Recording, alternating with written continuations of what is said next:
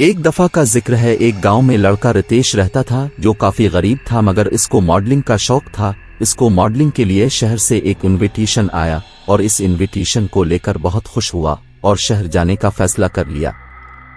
रितेश अगली सुबह शहर जाने के लिए तैयार होता है। रितेश के घर वाले इसके शहर जाने पे बहुत खुश थे और रितेश सबको अलविदा कहता और ट्रेन स्टेशन पहुंच जाता है। वहां पर काफी रौनक थी और रितेश क्योंकि पहली दफा शहर जा रहा था, वो फर्स्ट क्लास में सीट बुक करवाता है कि अब वो एक बड़ा और मशहूर मॉडल बनने जा रहा है, इकोनॉमिक क्लास में नहीं जाएगा। वो ट्रेन के अंदर जाता है। इसको अंदर का माहौल काफी पसंद आता है और वो खुश हो जाता है। जैसे ही वो शहर पहुंचता है, हर तरफ रश ही रश देखकर घबरा जाता है। लेकिन इसकी किस्मत अच्छी थी कि इसको मॉडलिंग एजेंसी ने एक फ्लैट का पता दिया हुआ था।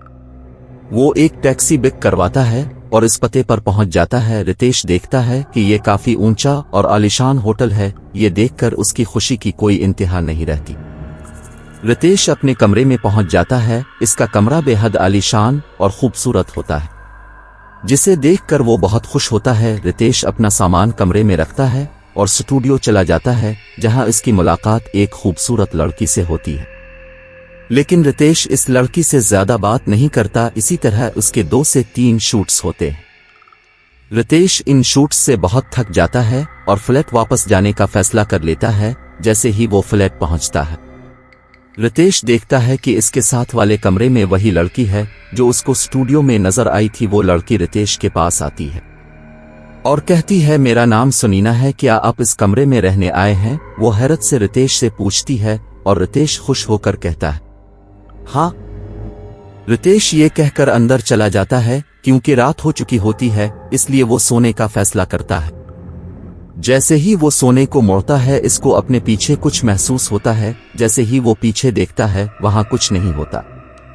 रितेश को लगता है कि ये इसका वहम है, क्योंकि वो बहुत थक गया है, इसलिए इसको ऐसा महसूस हो रहा है।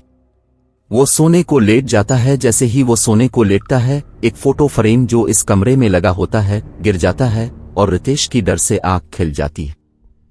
रितेश देखता है कि वहां एक लड़की है। जैसे ही वो उठता है, वो लड़की गायब हो जाती है। रितेश को लगता है कि ये इसका वहम है और वो सो जाता है। जैसे ही सुबह होती है, रितेश सनीना से मिलता है और उसको रात की स्टोरी सुनाता है। सनीना सुनकर चुप हो जाती है और वहां से चली जाती है।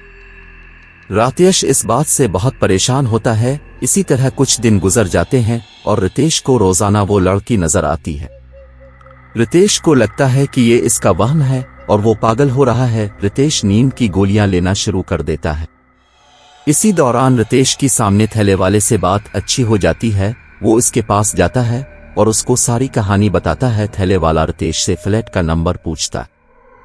जैसे ही रितेश थल्ले वाले को फ्लैट का नंबर बताता है, थल्ले वाला घबरा जाता है और रितेश को बताता है कि ये यहाँ एक लड़की रहती थी जिसका नाम रेती था। वो एक बहुत मशहूर मॉडल थी, लेकिन उसकी जगह एक और मॉडल को हायर कर लिया गया। ये बात रेती को बर्दाश्त नहीं हुई थी। इस दुख में पागल हो गई और उसने पंखे से लटक कर खुदकुशी कर ली।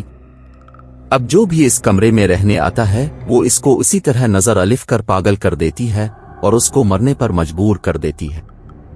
रितेश बहुत घबरा जाता है, लेकिन वो इस कमरे में जाने का फैसला कर लेता है। इसको लगता है कि शायद वो बात सच नहीं है और नींद की गोली खाकर सो जाता है।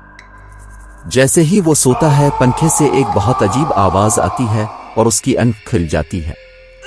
रितेश पंखे की तरफ देखता है और कांपने लगता है। रितेश देखता है कि रत्ती पंखे के साथ लटकी हुई है। ये देखकर वो बाहर भाग जाता है और अपने सामान की परवाह भी नहीं करता।